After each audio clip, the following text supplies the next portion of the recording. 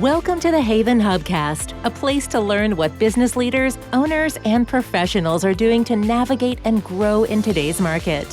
Hear from industry experts on everything from marketing, leadership, financing, and more.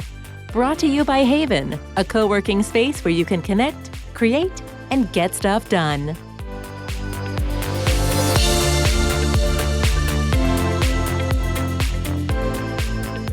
Hello, and welcome to another edition of the Haven Hubcast. I'm your host, Nancy Sheed, and I am thrilled to be here today to be speaking with Dr. Leonaura Rhodes. She is an executive coach and a corporate wellness trainer.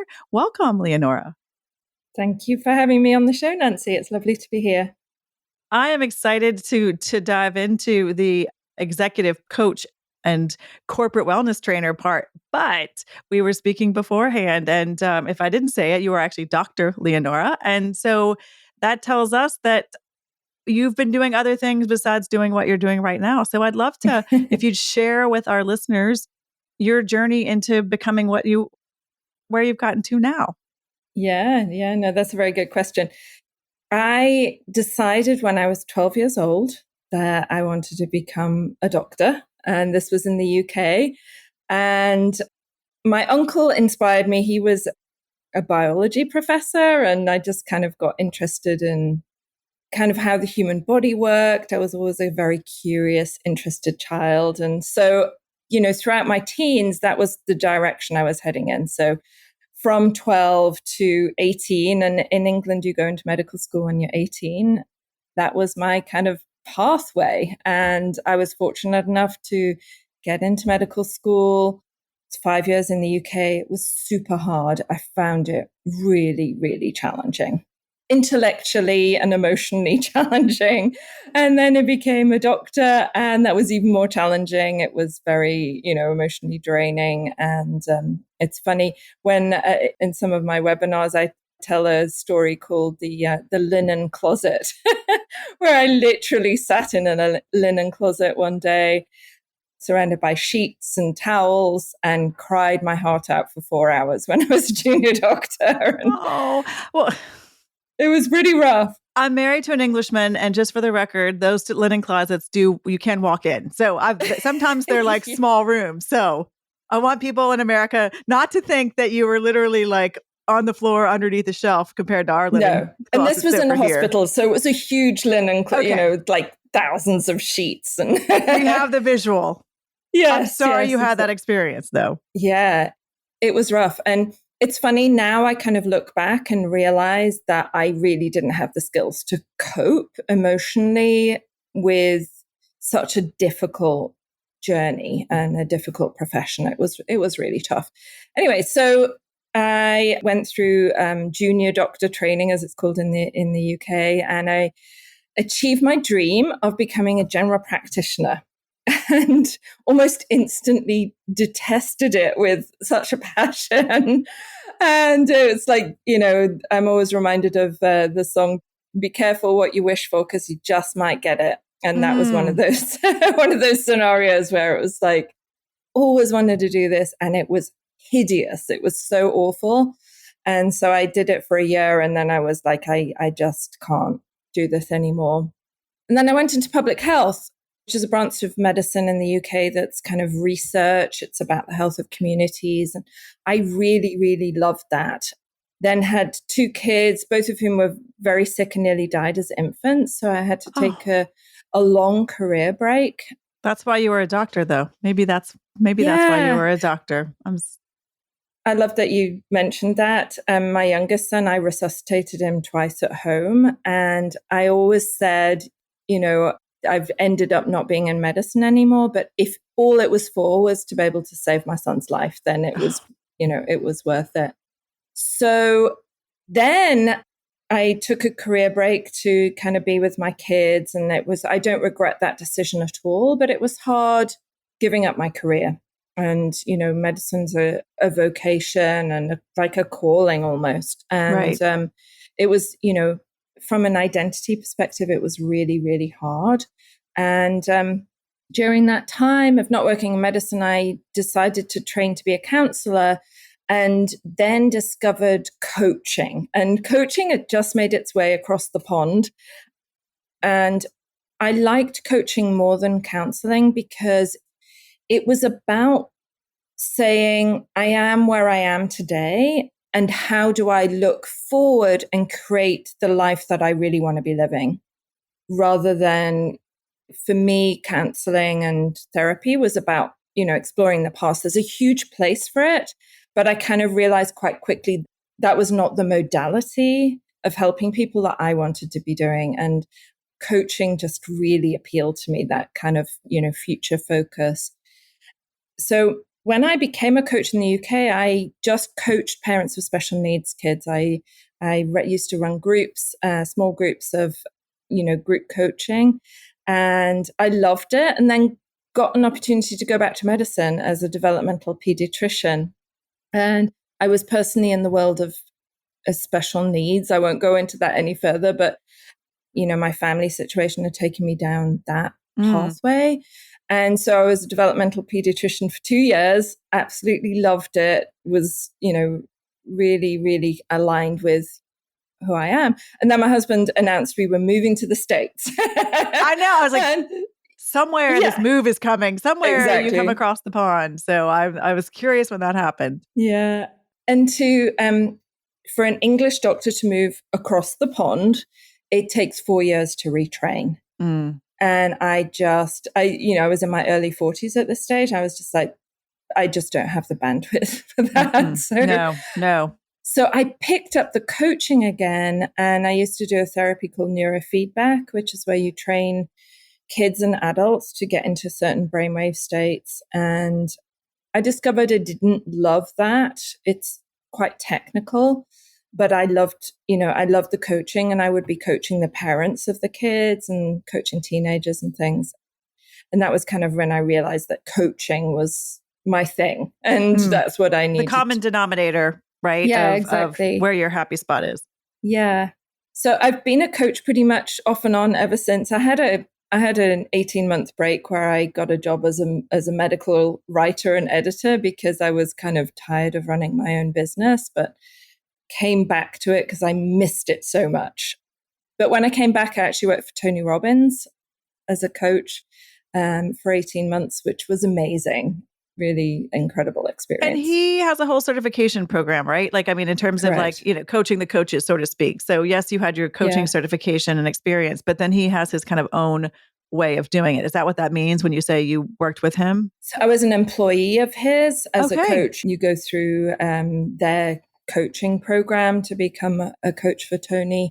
And it was incredible. And I loved it. And it was amazing to be part of a big community of coaches who were all trained, in his kind of methodology. And I also started doing business coaching and business trainings when I was doing that as well. So it was great. And I left February 2021. Okay. I thought you were going to say 2020. And I'm like, whoa, interesting timing. 2021. Okay. No, 2021.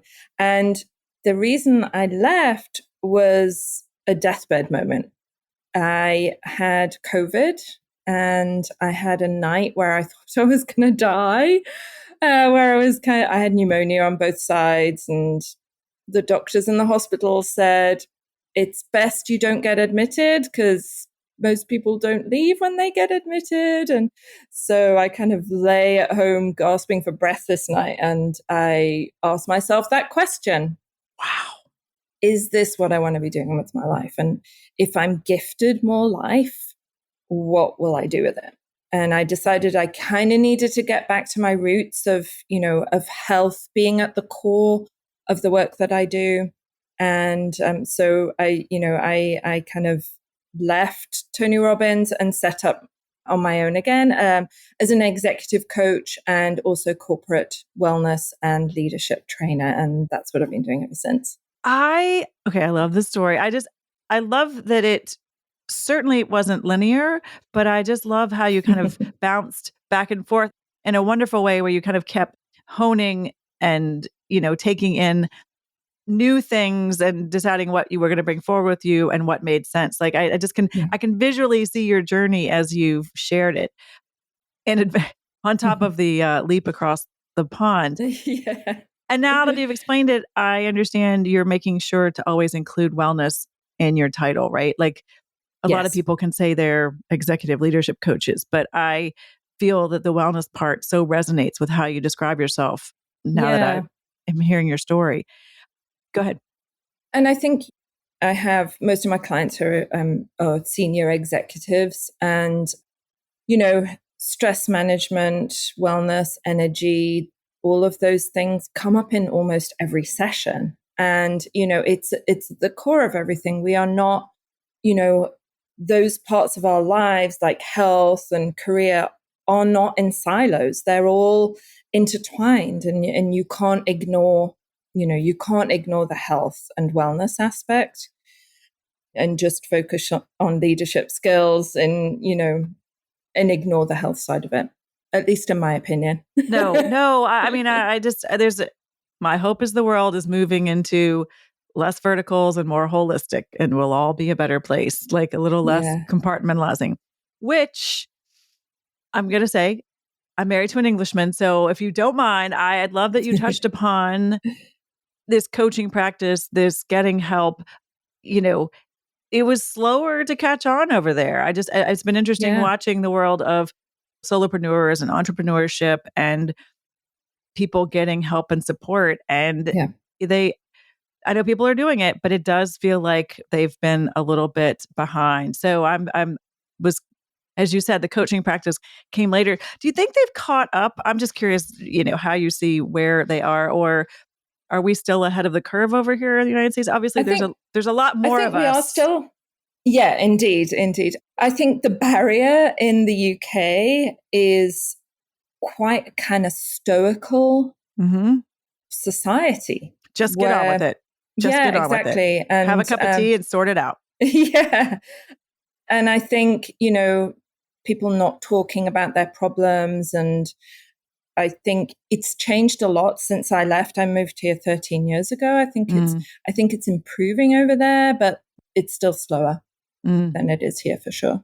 Well, thank you for that. I love the UK. I think that's what I've seen as well. And, peers over there like, oh, we could never do that over here. We could never say that. And I was like, well, you can. And it's working. So Leonora, where you are in your present state in terms of working with executives, we talked about the holistic and those things being tied. If you can share, what are you seeing are some either common threads as we are coming out of COVID, as we are returning to work, as we're in the midst of we're going to sling all sorts of terms, the great resignation. Yeah. Now we have quiet quitting, right? Yes.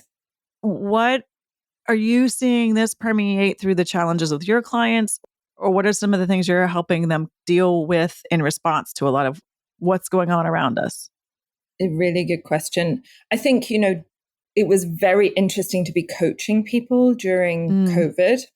Initially saw a really wide range of coping going on. There were some of my clients who I thought would cope really well, who literally kind of fell apart and, were like, woe is me, this is terrible, filled with fear, and really became very kind of insular, and their life became very narrow.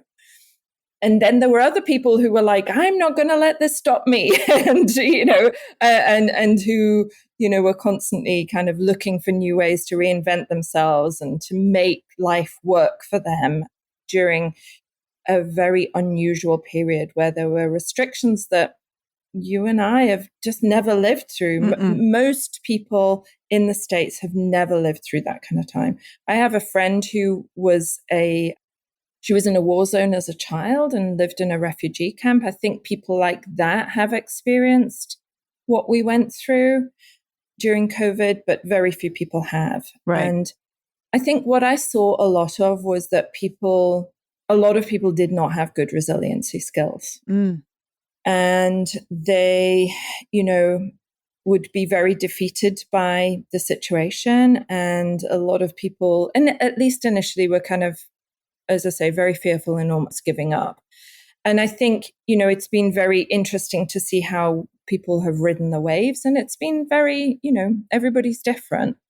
But for me, I think the lack of resiliency skills of many people has been the thing that's really shouted out to me.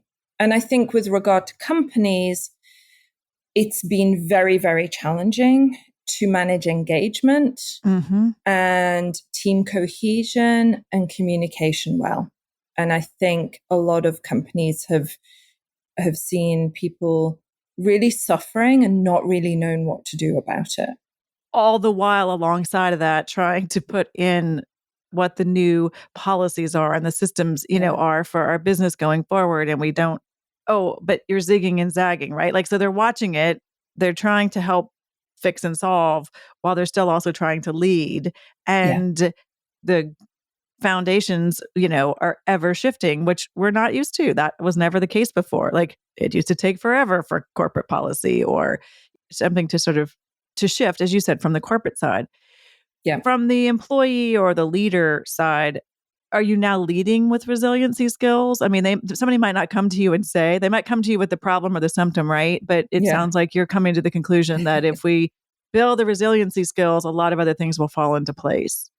I have to say, I sneak it in a lot. That spoonful of sugar is perfect, right? Yeah, exactly. As I say, I think, it comes up in a lot of, stress and, resiliency skills and how to manage stress comes up very frequently. I would say maybe, every 2 sessions it comes up. Communication and managing people are the other things that I see a lot more of since COVID as well. I think, they're showing up a lot too. How do you communicate with people when you don't see them and all of that stuff?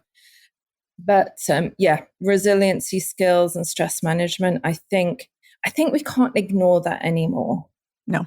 I'm hoping that businesses are starting to see that, if you don't look after people, they'll resign or they'll quietly quit or they'll. Yeah, I know. I mean, exactly. It's no longer the employee's problem. It's, if you're going to retain talent and grow your company and have optimal situations. You referenced the quiet quitting and you mentioned the word engagement. And I think that's a new term, at least for those of us maybe who haven't been in corporate or for people who maybe have been more, let's say, traditional firms. What does engagement mean to you, or how is that playing out either from the executive level or, to your point, if people are coming to you and trying to manage and communicate with their employees? What does engagement look like? How are people rethinking about it or actually just thinking about it for the first time? It's interesting. Engagement is one of the things I teach is that there are kind of 7 pillars to wellness, and one of them is engagement. Okay. The human brain really likes to be actively engaged in something that is interesting and something that the person is good at as well. So that kind of combination of interesting enough and, I'm good at this too. So, and, engagement goes on a spectrum from vaguely paying attention through to the flow state. And the flow state is when you are so attentive to what you're doing that you lose track of time. You're just like so at one with the task that you lose track of time. And from a peak performance perspective, when you are in flow state, you are going to be performing to the best of your abilities, or at least as close to that as you can get. And so for employers, you have people working 8 hours a day for you or 40 hours a week or whatever it is. So for that time, wouldn't it be amazing to get a good return on investment, to have people who during those hours that they're working are highly engaged and therefore productive, enjoying the work that they're doing. And, as a business owner, you're getting a good return on investment. And I think, I hope more employers are starting to see that engagement's the key to, productivity and success, really. Well, and I think I can say this as a, sitting here as a solopreneur, just that thank you for defining it. I love that definition, but it also, I think for those of us that are running our own businesses, looking into our business and saying, okay, where am I engaged and where am I not? Should I be doing this should I be offering this service? Should I be doing this work? Or at the back end, if I'm not engaged with this, is there a way that somebody else could be doing it so that I myself can be more in flow? Yes. So I think great for corporate, but also a nice, kind of filter for us to think about on our own businesses. And I think that's a great, we'll leave that as a tease. That's only one of the 7 pillars. So to learn more, you have to reach out to Leonaura. Before we go though, we're here on the Haven Hubcast, what brought us together. I'd love to hear from you about your Haven experience or your involvement in the Haven community or the Haven community's impact on you. Yeah. So it's interesting. I nearly joined Haven when it very first started. And I was waiting to hear if I'd got hired to work for Tony Robbins. And I kind of said to myself, if I do get hired, then I'm going to be too busy to come to Haven. And if I don't get hired, then I'm going to join Haven. So that was kind of the story. So when, I then left Tony and I found myself in the spring of this year, so 2022, feeling a need for community. Mm-hmm. I'm also a solopreneur and it can be very lonely and isolating. And sometimes you kind of feel like you're going a little bit stir crazy. And I needed a local community where I could go and be with other like-minded people. And as you know, Haven's mainly women. And I just love being around that energy of women, and there's some men as well, but who want to make the world a better place through the work that they do. And it's been hugely grounding for me to be part of Haven. I also did a Haven Hive that we've just finished up, which was brilliant. I kind of, formed an instant bond with 3 other women who are in the early stages of their business. And we went deep, and that was hugely beneficial as well. So for me, it's mainly about community, and I love it. I love that energy, and I think it attracts some brilliant people. I love that. It's so the community piece always in some way comes out, whether I think it's the community giving and receiving, right? Like you just mentioned the hives, and that's not just giving, you're giving back in that model as well. So I preaching to the converted, I'm preaching to the choir, obviously. Yeah, absolutely. Leonaura, how, if people are interested in learning more or finding the other 6 pillars or, staying connected with you, what's the best way for people to reach out? Yes. So through my website, which is drleonaurarhodes.com, I have a corporate training website as well, which is called Wellbeing in Your Workplace. And my favorite place to hang out is Instagram. I really like Instagram. Perfect. Maybe a very visual person. And so I'm frequently active on Instagram, and that's a great place to connect. And what's your handle? So we can put these all in the show notes. Same, Dr. Leonaura Rhodes. Easy. Perfect. Yes. Awesome. Well, thank you so much for your time and sharing your sort of insights and your perspective on what's going on in the world. And I loved hearing your journey. I think for people who always feel like I'm not where I'm supposed to be, but I'm not sure where I'm going, I find your story very inspiring. Thank you. And thank you for having me on as a guest. It's been a pleasure. My pleasure. And that is another episode of the Haven Hubcast. Thank you for listening. Thanks for listening to the Haven Hubcast, a place to learn what business leaders and owners are doing to navigate and grow in today's market. Please leave a review on Apple Podcasts and subscribe on your favorite podcast app. Haven is a co-working space and virtual community located in the heart of Fairfield County, Connecticut. Haven is a hub for business owners and professionals to connect, create, and get stuff done. Find out more about the Haven community online at haven.com. That's HAYVN.com. Haven Hubcast is produced by Sound Advice Strategies.